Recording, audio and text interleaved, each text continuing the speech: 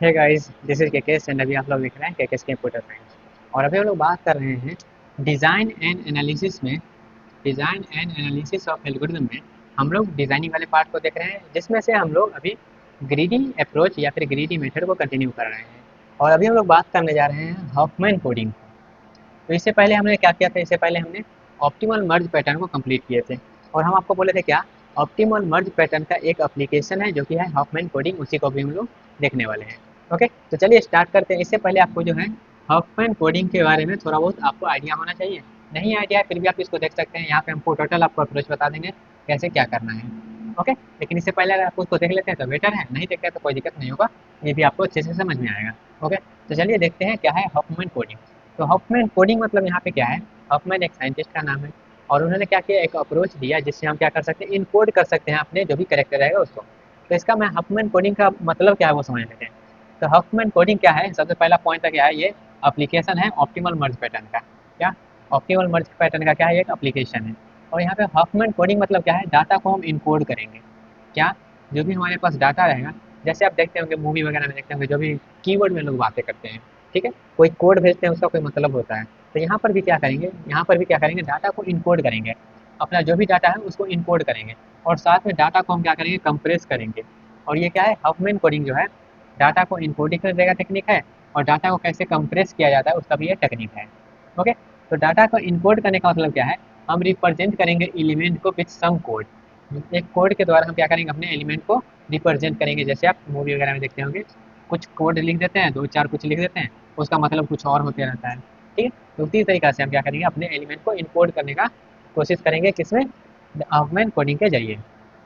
तो Hoffmann coding का मतलब क्या है वो समझ लिए। इसमें हम क्या करने वाले हैं वो समझ में आया। इसमें हम सिंपल सा करेंगे, डाटा को इनकोड करेंगे और डाटा का जो है थोड़ा सा कंप्रेस करेंगे, जो भी साइज होगा उसको कंप्रेस करेंगे। ओके, यहाँ पे डाटा इनकोडिंग मतलब क्या है? अपने एलिमेंट को किसी एक कीवर्ड के द्वारा या फिर किसी भी सम कोड के द्वारा उसको क्या करेंगे, रिप्रेजेंट करेंगे। ओके, अगर सिंपल सा इसको अगर हम ऐसे ही बात करें, या ये मेथड नहीं था तो क्या कर देते हैं, ये मेथड नहीं था तो हम क्या कर देते हैं, अगर चार कैरेक्टर है मेरे पास, कोई एक चार कैरेक्टर है तो उसको रिप्रेजेंट करने के लिए क्या करते हैं, उसको रिप्रेजेंट करने के लिए हम 2 बिट का हेल्प लेते हैं। अगर 4 कैरेक्टर रहता है, तो 4 कैरेक्टर रहता है तो उसको हम रिप्रेजेंट करने के लिए 2 बिट का हेल्प लेते हैं। क्यों 2 बिट का? क्योंकि 2 बिट से 4 कॉम्बिनेशन बन जाता है। 2 बिट से 4 कॉम्बिनेशन बन जाता है, इसलिए 4 बिट मेरा 2 बिट का लेते हैं, तो 2 बिट से 4 कॉम्बिनेशन 0 0 0 1 1 0 1 1। जैसे हमारे पास क्या है, A B C D, 4 character है, इसको हमको रिप्रेजेंट करना है कोड के फॉर्मेट में। तो क्या करते हैं, यहाँ पे 4 कैरेक्टर है तो 4 कैरेक्टर है तो क्या करते हैं, 2 बिट का हेल्प लेते हैं, मतलब 0 0 को इसको ए को कहा देते हैं, हम 0 0 से रिप्रेजेंट कर देते हैं। बी को कह देते हैं हम 0 1 से रिप्रेजेंट कर रहे हैं। सी को कह देते हैं 1 0 से रिप्रेजेंट कर रहे हैं। डी को कह देते हैं 1 1 से रिप्रेजेंट कर रहे हैं। तो किसी का कोड सेम तो नहीं है, सबका अलग अलग है।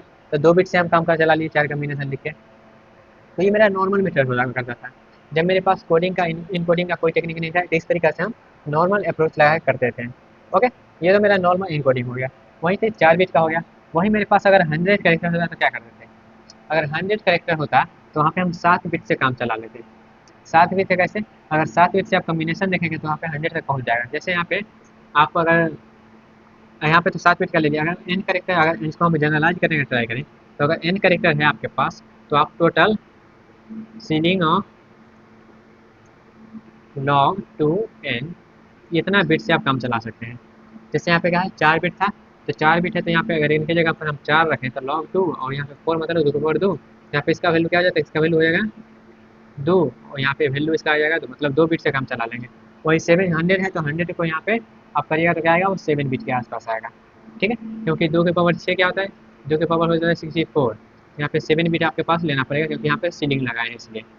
ठीक है, तो ये नॉर्मल जनरलाइज करके आपको बता दी है ताकि आपको आइडिया रहे जिस तरीके से होता है। ओके, अब यहाँ पे देखिएगा, इस तरह नॉर्मल तरीका से तो ये पॉसिबल है नहीं कि हम इनकोड कर पाएंगे, और इनकोड कर भी लेंगे तो वहाँ पे क्या है, साइज बढ़ जा रहा है। किस प्रकार से देखिएगा, data compression is never possible with in uniform encoding. जो अभी हम जो पहले देखते थे यूनिफॉर्म कोडिंग से देखते थे, तो यहाँ पे डाटा कंप्रेशन पॉसिबल नहीं है। एक कोड तो इनकोड तो कर लेंगे, डाटा को इनकोड कर लेंगे, कोई दिक्कत नहीं, लेकिन यहाँ पे जो है डाटा को कंप्रेस करना थोड़ा सा मुश्किल हो। यहाँ पे 4 बिट ले रहे हैं तो इतना आ जा रहा है, फिर 100 बिट लेते तो इतना आ जाता है। तो यहाँ पे क्या है, थोड़ा सा मुश्किल हो रहा है। मुश्किल मतलब यहाँ पे क्या, साइज ज़्यादा बढ़ जा रहा है। तो इसलिए हम क्या करेंगे, हम कंप्रेशन पॉसिबल करने के लिए हम लगाएंगे non uniform coding. Non uniform encoding लगाएंगे, और नॉन यूनिफॉर्म इनकोडिंग क्या कहता है, code are assign based on frequency. क्या? कोड को हम असाइन करेंगे उसके फ्रीक्वेंसी के बेस पे, जो कि नॉन यूनिफॉर्म इनकोडिंग में किया जाता है, जो कि हमारे पास है हफमैन कोडिंग।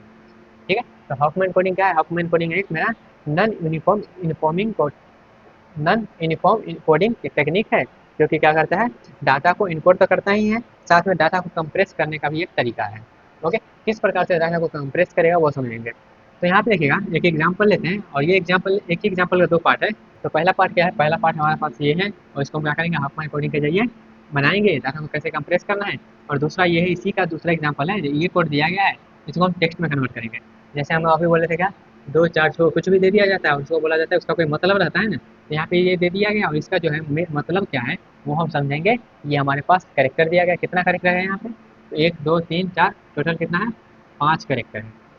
तो टोटल 5 कैरेक्टर है, तो 5 कैरेक्टर को रिप्रेजेंट करने के लिए अगर नॉर्मल मेथड से करते तो कितना बिट लगता? 3 बिट लगता। अगर नॉर्मल मेथड से करते तो ये मेरा क्या है, नॉर्मल मेथड। नॉर्मल मेथड अगर नॉर्मल मेथड से करते तो 3 बिट लगता, 3 बिट पर कैरेक्टर। 3 बिट लगता है एक कैरेक्टर के लिए, 3 बिट लगता है। जैसे यहाँ पे एक कैरेक्टर के लिए 2 बिट लग रहा है, वैसे एक कैरेक्टर के लिए 3 बिट लग रहा है। तो ये तो मेरा नॉर्मल मेथड था। इसी को अब हम क्या करने वाले हैं, हफमैन कोडिंग के जरिए करने वाले हैं। तो सबसे पहले इसको हफमैन कोडिंग करते हैं। और यहाँ पे जैसा कि बताया क्या, हफमैन कोडिंग क्या है, ऑप्टिमल मर्ज पैटर्न को फॉलो करेगा।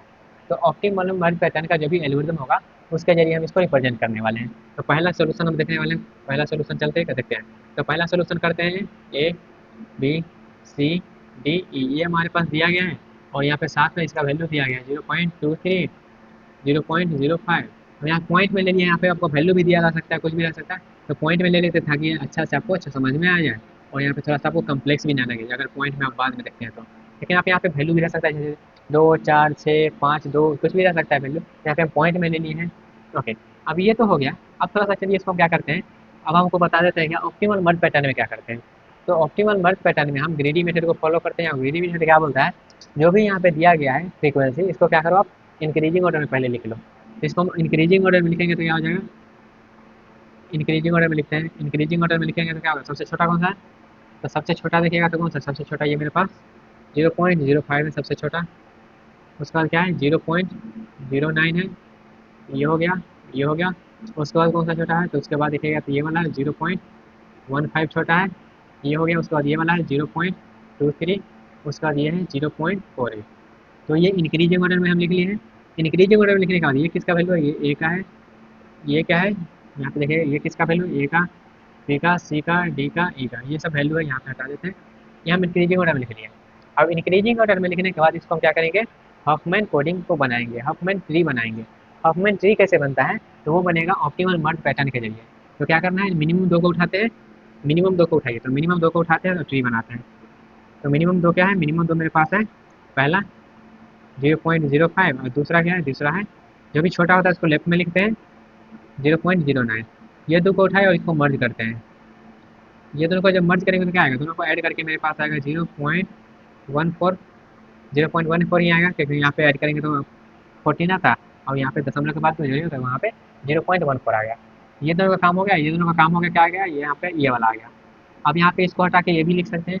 अब मेरे पास ये दोनों को हटा के क्या आ गया, ये दोनों को हटा के मेरे पास आ गया 0.14।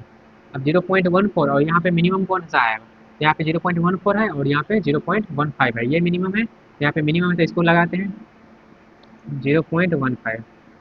अब ये और ये तो दोनों को उठाते हैं, ये दोनों को उठाएंगे तो क्या आ जाएगा, ये 14 14 28, और यहाँ पे तो आ जाएगा क्या, 0.29। 0.29 आ गया। ओके, अब इसको इतना को ये जो है इतना मिल गया, क्या आ गया, इतना मिल गया मेरे पास आ गया 0.29। अब 0.29 और ये इसमें से कौन सा मिनिमम है, तो ये वाला मिनिमम, ये दोनों मिनिमम है, तो ये दोनों मिनिमम है तो ये वाला का लेंगे। और ये वाला क्या है, छोटा है तो इधर लिखेंगे लेफ्ट साइड। ये क्या है, 0.23। तो ये दोनों को ऐड करेंगे तो ये दोनों को ऐड करके क्या आएगा मेरे पास, ये आएगा 2, और यहाँ पे 5, 0.25। 0.25 आ गया, 25 यहीं आ गया, एक बार क्रॉस वेरीफाई कर लेते हैं। ये आएगा 12, 12 और 1, फिर यहाँ पे 5, हाँ ठीक है। फिर ये अब यहाँ पे देखिएगा, इतना को सॉल्व करके मेरे पास आया क्या, इतना को मर्ज करने के बाद आया 0.52। अब ये बचा हुआ है और ये बचा हुआ है, तो ये दोनों को मर्ज करेंगे तो ये दोनों को मर्ज कर देते हैं, क्या है 0.48। जब ये दोनों को मर्ज करेंगे तो क्या आएगा, ये दोनों को मर्ज करेंगे तो मेरे पास आएगा 1.00, मतलब 1। ये दोनों को ऐड करेंगे तो 1 आ गया। ये मेरे पास क्या बना, ये मेरे पास हफमैन ट्री बना है। ये मेरे पास क्या है, हफमैन ट्री है। हफमैन ट्री बना। और किसके जरिए बना? ऑप्टिमल मर्ज पैटर्न एल्गोरिथम का यूज़ करके मेरे पास ये बना है।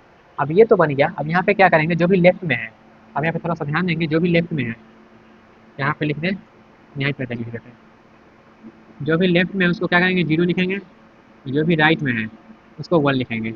मीन्स जो भी ट्री के लेफ्ट वाला है उसको जीरो, जो भी राइट है उसका वन। यहाँ पे क्या है, यहाँ पे मार्कर चेंज कर लेते हैं ताकि आप वेरीफाई कर पाएँ। तो यहाँ पे लेफ्ट में क्या है, ये है, तो यहाँ पे लेफ्ट में जीरो लिखेंगे, ये राइट में है तो वन लिखेंगे, फिर ये लेफ्ट में है तो जीरो, फिर राइट में तो वन, फिर ये लेफ्ट में है तो जीरो, फिर राइट में तो वन, फिर लेफ्ट में जीरो है तो फिर इधर वन। तो यहाँ पे जीरो वन करके हम लिख दिए, जो भी लेफ्ट में है उसको जीरो और जो भी राइट में है वन। ये मेथड ही है, इस प्रकार से लिखना ही है।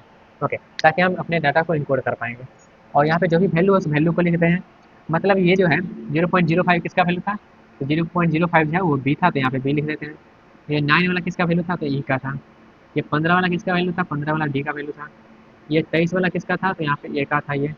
तो ये 48 वाला किसका, यहाँ पे 48 अंदर में लिखना है 0.48। ये 48 वाला किसका है, सी का। तो जो भी डाटा कैरेक्टर दिया था उसका हम वैल्यू लिख दिए, साथ में लिख दिए वैल्यू। अब यहाँ पे ये लिखने के बाद क्या करना है, अब यहाँ पे हमको डाटा को किस प्रकार से इनकोड करेंगे वो समझना है। तो डाटा को इनकोड करने के लिए जैसे हमको ए को इनकोड करना है, तो ए को इनकोड करने के बाद ए को हम किस बिट से हम रिप्रेजेंट करेंगे वो समझते हैं। जैसे यहाँ पे देखिएगा ए कहाँ पे है हिस्ट्री में, तो ए है यहाँ पे। ए पे हम कैसे पहुँच सकते हैं, तो ए पे पहुँचेंगे जब वन जाएंगे और फिर जीरो, फिर वन और जीरो, वन जीरो। देखिएगा ए पे कैसे पहुँच सकते हैं, वन फिर जीरो। टॉप से हम वन पे कैसे पहुँच सकते हैं, वन और जीरो। यहाँ पे लिखेंगे वन और जीरो, ठीक है। उसके बाद बी पे कैसे पहुंच सकते हैं, तो बी पे पहुंचने के लिए क्या करना है, बी कहाँ पे है, तो बी है यहाँ पे। तो बी पे कैसे पहुंचेंगे, one one zero zero, one one zero zero. तो बी पे कैसे पहुंचेंगे, one one zero zero, one one, ये जो डाटा लिखे हैं उससे देखेगा वन वन जीरो जीरो। तो यहाँ बी पे पहुंच गए। सी पे कैसे पहुंचेंगे, सी कहाँ पे है, यहाँ पे। तो सी पे पहुंचने के लिए सिंगल सा जीरो फॉलो करेंगे तो पहुंच जाएंगे। फिर डी पे पहुंचे, कैसे पहुंचेंगे, डी कहाँ पे है, डी है यहाँ पे। कैसे पहुंचेंगे, one one one one, one one one, 3 बार वन करेंगे तो हम डी पे पहुंच जाएंगे। उसके बाद ई पे पहुंच, ई पे वैसे पहुंचेंगे तो ई कहाँ पे है, यहाँ पे। कैसे पहुंचेंगे, one one zero one, one one zero one. तो ये मेरा क्या है, ये मेरा करेक्टर का इनकोड कर दिया गया है। ये करेक्टर का क्या किया है, इनकोड कर दिया गया है। अब यहाँ पे देखिएगा, जैसे हम यहाँ पे क्या बोले थे, ए को रिप्रेजेंट करेंगे नॉर्मल मेथड से करते हैं, इस प्रकार से करते हैं। लेकिन यहाँ पे हफमैन इनकोडिंग का अगर हम यूज़ करते हैं, तो ए को रिप्रेजेंट करेंगे 2 बिट से, बी को रिप्रेजेंट करेंगे 4 बिट से, सी को रिप्रेजेंट करेंगे 1 बिट से, डी को रिप्रेजेंट करेंगे 3 बिट से, ई को रिप्रेजेंट करेंगे 4 बिट से। तो यहाँ पे हम बोलेंगे आज जो मेरा हफमैन इनकोडिंग है वो डाटा को कंप्रेस करने में काम करता है। तो डाटा को किस प्रकार से कंप्रेस किया जा रहा है वो समझते हैं। तो डाटा को कंप्रेस किस प्रकार से करता है वो समझते हैं, लेकिन सबसे पहले वो तो समझेंगे ही, और साथ में यहाँ पे हम पहले एग्जाम्पल देखते हैं। जैसे कि यहाँ पे कितना बिट लग रहा है टोटल, तो टोटल कितना बिट लग रहा है, 2 बिट। यहाँ पे कितना बिट लग रहा है, तो टोटल देखिएगा दो कितना बिट लग रहा है, तो यहाँ पे 2 बिट लगा, फिर यहाँ पे कितना 4 बिट लगा, फिर यहाँ पे 1 बिट लगा, फिर 3 बिट, फिर 4 बिट। तो इसको ऐड करिएगा तो 4 4 8, 10 और 3 10 14, यहाँ पे टोटल 14 बिट लगा, 14 ही बिट है ना।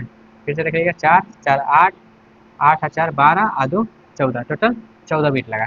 तो 14 बिट में हम क्या कर रहे हैं, इसको रिप्रेजेंट कर ले रहे हैं। अगर यहाँ पे हम नॉर्मल मेथड से जाते हैं तो नॉर्मल मेथड से क्या करता है, यहाँ पे 3 बिट पर करेक्टर ले रहा है, मतलब यहाँ पे टोटल 15 बिट लगता है। तो यहाँ पे भी डाटा कंप्रेस हो रहा है, और भी किस प्रकार से कंप्रेस हो रहा है वो समझते हैं।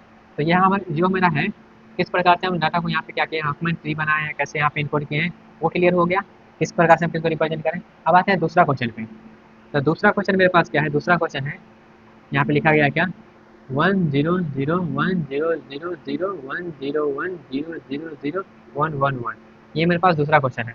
अब इसका क्या करना है, ये तो कोडिंग दिया गया जैसे यहाँ पे ये दिया गया है, तो ये तो क्या है, इनकोड कर दिया गया है।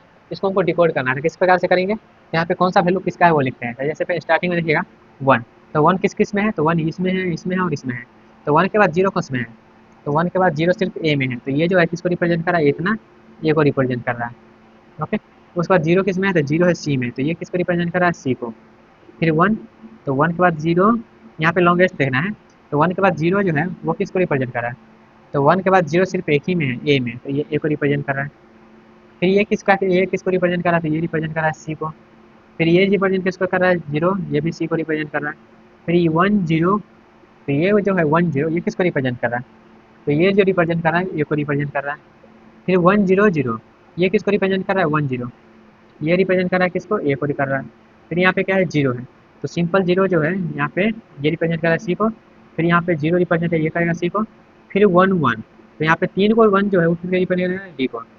तो ये जो मेरा आया, ये जो डाटा है इसको हम डिकोड करके क्या लिखे, इसको डिकोड करके मेरा जो आया है वो आया है ए सी सी तो ये जो हमारा दिया गया था, दूसरा क्वेश्चन फ्रेम किस प्रकार से हो सकता है, दूसरा फ्रेम आपको उस प्रकार से क्वेश्चन होगा, उस प्रकार से दिया रहेगा और कहेगा उसका जो कोड करके जो आया है वैल्यू उसको आप डिकोड करें। तो इस प्रकार से हम डिकोड करेंगे।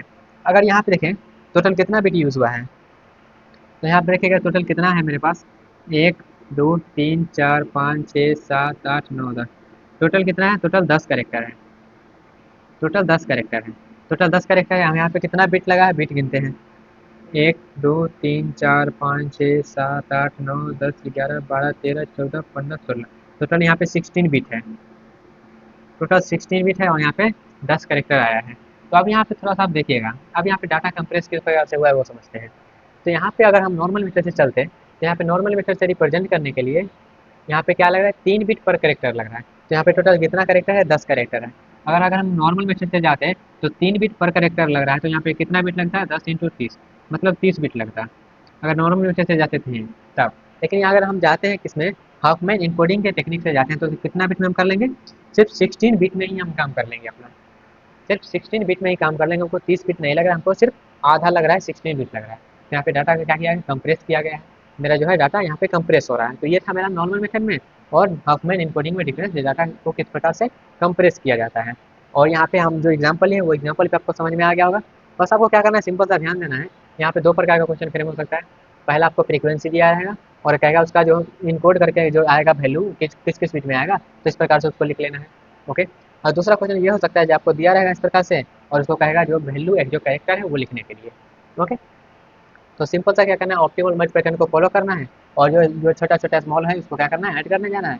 थोड़ा यह ध्यान देना है क्या, जो स्मॉलेस्ट है उसको लेफ्ट में रखना है, जो कि जो बड़ा है उसको क्या करना है, राइट में रखना है। ओके। तो इस तरीके से कर लेना है और जो भी लेफ्ट में है उसको 0 और जो भी राइट में है उसको 1 रख देना है। तो इस तरीके से आप अच्छे से समझ लिए होंगे हाफमैन इनकोडिंग को। ओके। तो आई होप आपको क्लियर हुआ होगा। और ये जो है एप्लीकेशन था किसका, ऑप्टिमल मर्ज पैटर्न का। तो यहाँ पे मेरा ऑप्टिमल मर्ज पैटर्न भी खत्म होता है और इसके बाद जो और भी बहुत सारा एप्लीकेशन है ग्रीडी मेथड में, सबको वन बाय वन हम देखने वाले हैं। ओके। लेकिन फिर भी कोई भी पॉइंट पर आपको डाउट लग रहा होगा, कहीं पे आपको समझ में नहीं आया होगा, तो आप कमेंट में पूछ सकते हैं। मिलते हैं आज अपने अगले सेक्शन में, तब तक के लिए bye, ta-ta, take care and all the best.